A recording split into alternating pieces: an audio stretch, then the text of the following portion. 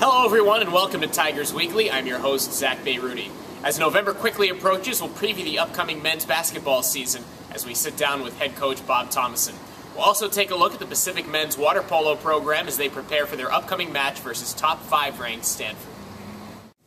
A perennial contender for the Big West crown, the Pacific men's basketball team will have, for the most part, an entirely new roster for the upcoming 2011-2012 season.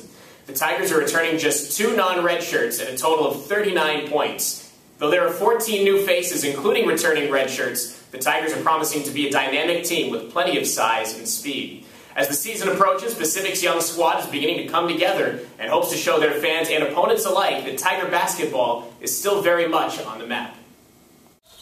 Coach, can you see anybody being a Sam Willard-type presence this year as far as defense and rebounding goes? I don't think we have one player that can match what Sam did. Sam was a great player, and I think he was second in the country in double-doubles. We're trying to do it as a group deal, but I think all 3 of our centers, when you add up their stats, we're sure hopeful they come close to that. You see a guy on the roster who's 7'1", like Rondell Mauger. It definitely piques your curiosity. Talk about what Rondell brings to the table other than 7'1". Well, you know, he's running the court a lot better. He's got soft hands, soft touch around the basket, and he is 7'1" with a great wingspan. So as he develops his toughness and his belief in himself, he's just going to blossom into a great player. Coming out of practice just now, it seemed like Tim Thomas, a 6'10" guy, has a really nice touch down low. Oh, Tim has a good right-hand hook. Not a bad left-hand jump hook, but it's little fadeaways, and his shooting touch is really good. Again, with him, he's got a great body. He can develop into a great player, and he can really score. He just got to believe in himself a little more and develop that confidence. Is this going to be an up-tempo, fast-break type of style? We sure hope so. You know, we are running on mades and misses this year, so we're not just determined whether we run on misses. I think with the depth we have on our basketball team, I think it'll be a good way to play. I think our guys are staying aggressive. Obviously, we have to take care of the ball and take good shots with an up-tempo play, but I think it'll be exciting for the fans. Have you and your coaching staff determined who might be in the run for a starting position, or is that still very much up in the air? You know, it changes almost every day. You know, there's some players like Colin Beatty that have shown signs that they can be a good player. Rodrigo is done a great job at the point for us, but Lorenzo is really playing well at the same time.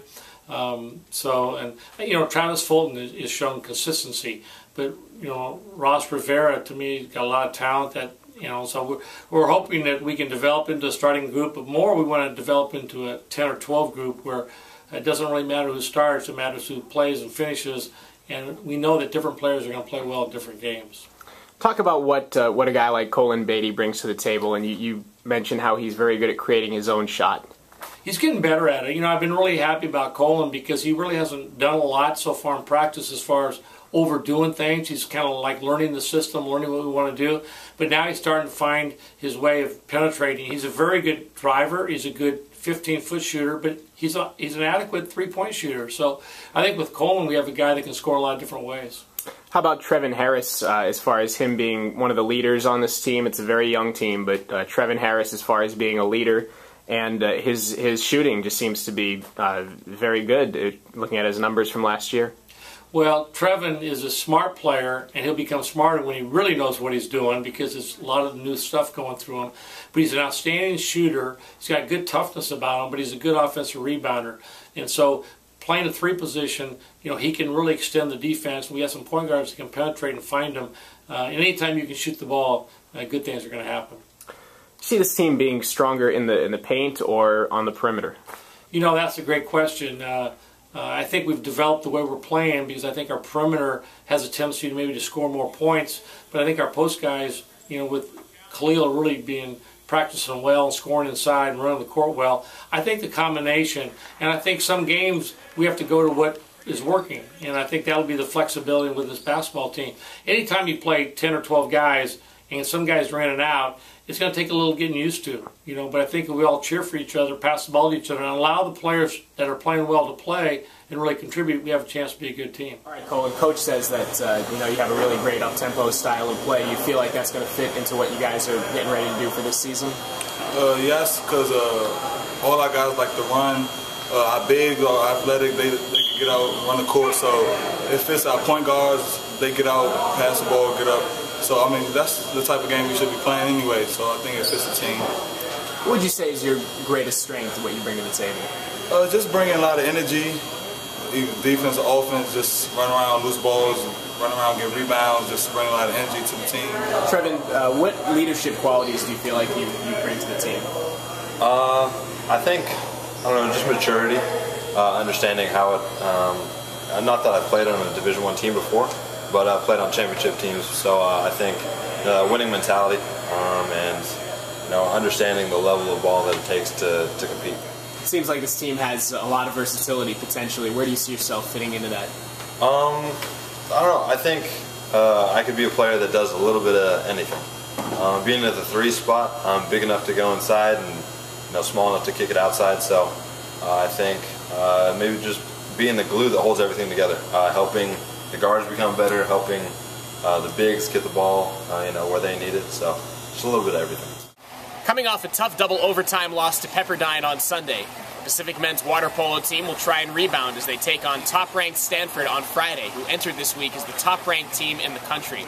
The Tigers began 2011 ranked at number 5 in the Collegiate Water Polo Association preseason poll, the team's highest preseason ranking in 5 years.